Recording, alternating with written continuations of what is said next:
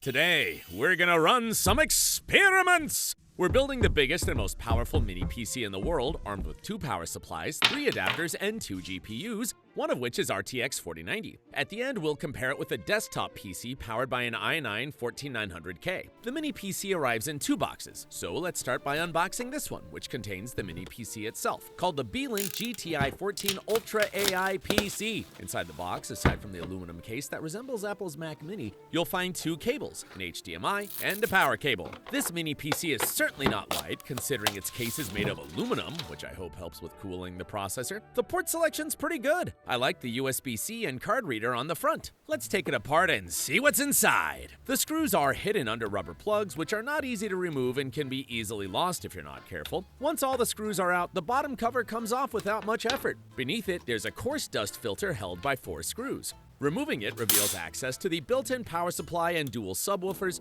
whose sound changes depending on how the PC is positioned on the table. I'll show that later. The power supply seems to be rated at 140 watts. I'm not an expert in power supply circuit design, but I can at least pretend to know what I'm looking at. For those who do understand this stuff, it might be interesting. I noticed that the cooling for the power supply relies only on thermal pads and the case itself. Next, we need to remove a plate held by 3 screws and 1 post, which isn't easy to unscrew. Of course, every homemaker has pliers in the kitchen just for jobs like this. After removing this armor plate, we gain access to 2 crucial DDR5 RAM sticks, totaling 32 gigabytes at 5,600 megahertz and a 1 terabyte Gen 4x4 SSD. There are 2 NVMe slots for SSDs and 1 for a Wi-Fi 7 module. The standoff system looks interesting, but isn't very convenient for disassembly. Luckily, compared to the Mac Mini, almost all the screws in this mini PC are the same size, making it easier to reassemble. Still, the complexity level of this machine is evident on your screens. Removing the motherboard from the case is not straightforward. Both the cooling system and the board itself are quite hefty.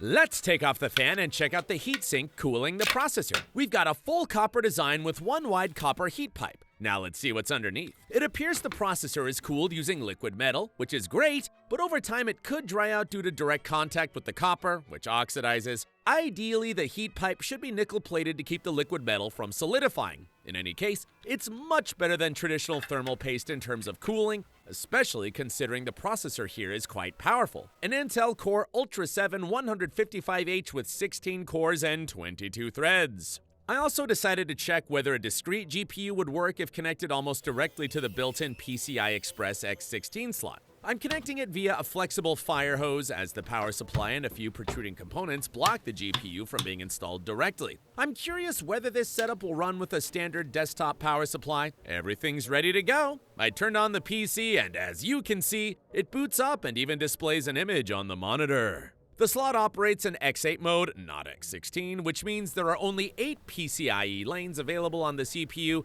even though the slot physically looks like a 16-lane one. However, after installing the drivers for the GPU, issues began to appear. It seems the X16 slot isn't providing power to the GPU, and it starts lagging right on the desktop.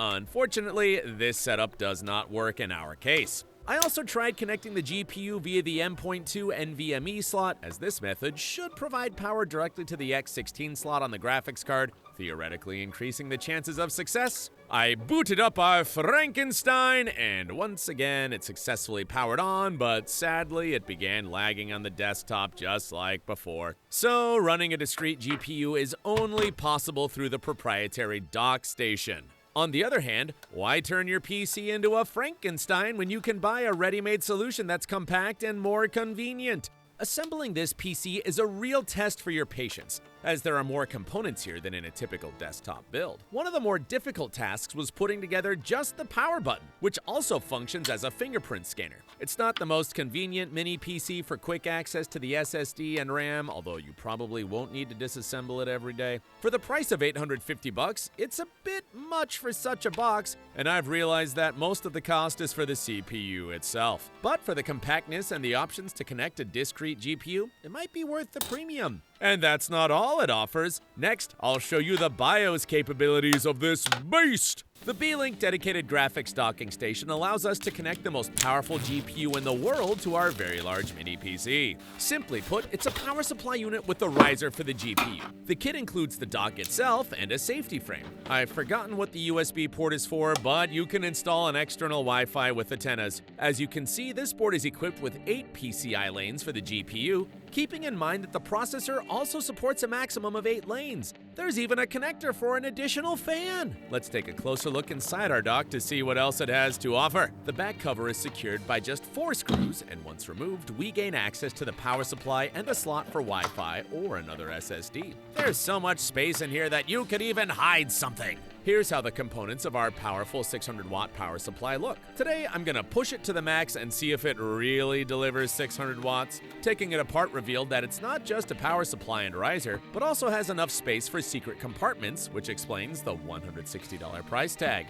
For a power supply alone, that's quite expensive, but considering all the extra features, it might be worth paying for the compactness and minimal cabling. The downside of this power supply is that it doesn't come with a 600-watt cable for modern GPUs. It only has 2 old standard 8-pin connectors. A particularly tricky move was making these 2 connectors identical to the ones on the GPU. That means the ports differ from those on regular power supplies. Not knowing this, I decided to skip buying an adapter for modern GPUs and instead used a full cable from another power supply. Imagine my disappointment when I realized that the keys on the cable connectors and the power supply don't match! And then I looked at the pin layout and thought, why not just cut off the key pins on the cable to fit it into the connector?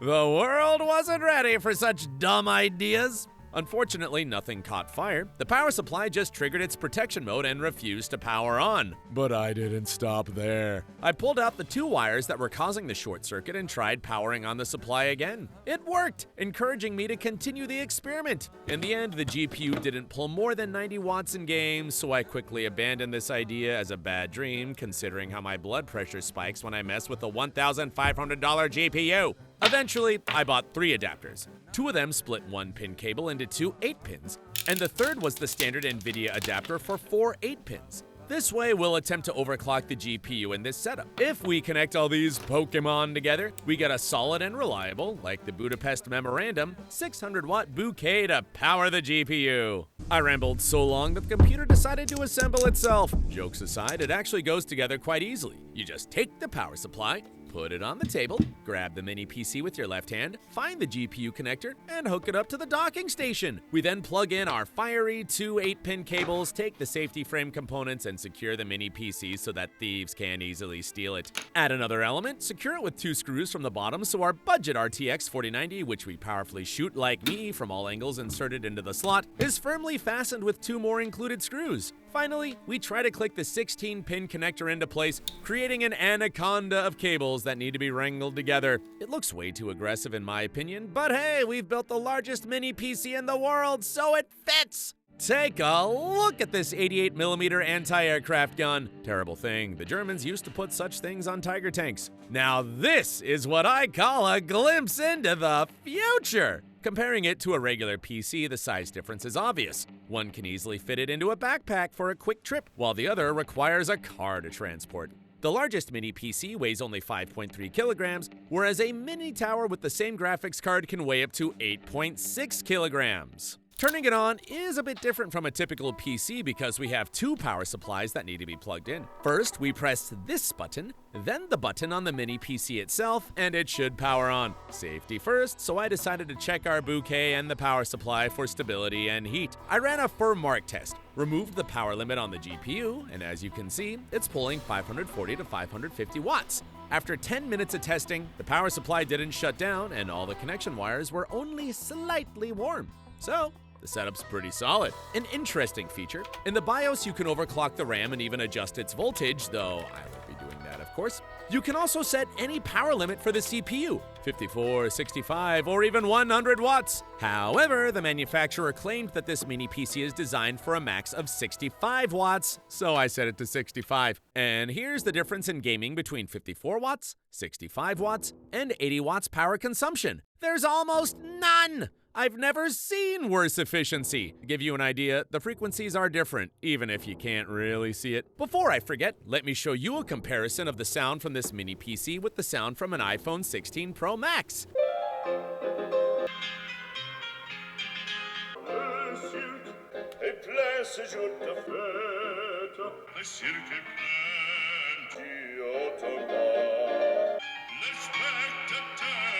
As you heard, the mini PC sounds better on the recording, but in real life, the iPhone has a bassier, though quieter sound. Unfortunately, I can't test the microphone because that would require me to travel from the US to Ukraine to record my voice. And I'm not sure why you think this is the voice of AI. Maybe because of some errors in the script? I was actually hired to do the voiceover, just so you know. I also noticed that the gaming tests are the least viewed, even though I spend the most time on them. So if you're interested in seeing the results of the built-in Intel Arc graphics card testing, feel free to pause and take a look at the FPS. I'm also curious about the performance loss in games due to using only 8 PCI Express lanes in this mini PC. The loss ranges from 0% to 5 to 8%, which is almost negligible compared to a full 16-lane interface. Even more interesting to me is the power of the Ultra 7 155H processor compared to the i9 14900K, which has had its power consumption limits removed. As you can see, in older games like GTA 5, the difference is minimal, but in modern games like Alan Wake 2 and similar titles, the gap can be as much as twofold in favor of the i9 14900K. In RDR2, the i9 14900K produced so many frames that the test even stopped running normally, as you may have noticed. It also hit the monitor's refresh rate. Without that limitation, it would have been around 200 FPS. However, the power consumption of the i9 14900K is outrageous compared to the Ultra 7 155H. And while we don't see the frequencies and power consumption of the mobile processors since, unfortunately, they aren't displayed, rest assured it constantly consumed 65 watts. Meanwhile, the i9 14900K occasionally exceeded 200 watts. The mini PC is almost silent in operation, and the CPU temperatures don't rise above 80 degrees. In benchmarks, the Ultra 7 155H scores half as many points as the top i9 14900K, meaning its raw performance is half. However, in practice, the performance difference in various tasks can be both smaller and larger. For example, in video rendering, the i9 is about 50% faster, not 100% as in the benchmarks. So this mini PC is a decent option for those who have limited desk space and don't need excessive CPU power. Moreover, as the test showed, it's far from a weak processor. In most games, it exceeds 100 FPS, except for Cyberpunk 2077. Though, if DLSS is turned off, the issues won't be the CPU, but rather the GPU. So, as you've understood, this was a commercial review. If anyone liked this mini PC, I'll leave a link to the manufacturer's website in the description below the video. They have plenty of interesting stuff there. Thank you for your attention, and see you next time!